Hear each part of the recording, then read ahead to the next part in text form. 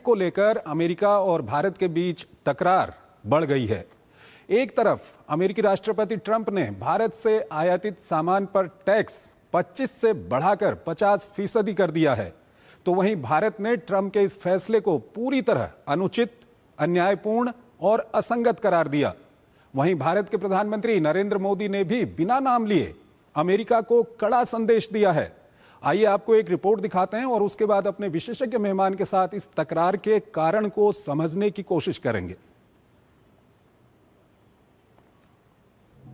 31 जुलाई को ट्रंप के साथ समझौते की मियाद खत्म होने के साथ ही करीब 100 से ज्यादा देशों पर अमेरिकी टैरिफ 7 अगस्त से लागू हो गया। जिन देशों ने अमेरिका के साथ समझौता कर लिया उन पर 10 से 20% टैरिफ लगा और जिन देशों ने ट्रंप के आगे झुकने से मना किया उन पर 25 से 50% का टैरिफ थोप दिया गया। बदले की कार्रवाई की भावना से भारत पर थोपे गए 25% अतिरिक्त टैरिफ पर विदेश मंत्रालय ने कड़ी प्रतिक्रिया दी है। विदेश मंत्रालय ने अमेरिकी फैसले को पूरी तरह अनुचित, अन्यायपूर्ण और असंगत करार दिया।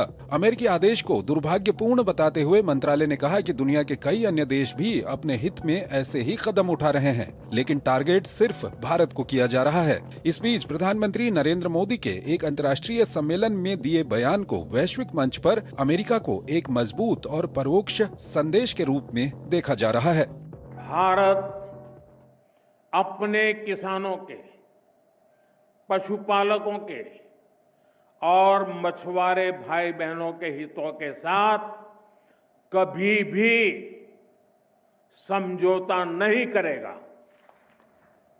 और मैं जानता हूं व्यक्तिगत रूप से मुझे बहुत बड़ी कीमत चुकानी पड़ेगी, लेकिन मैं इसके लिए तैयार हूं।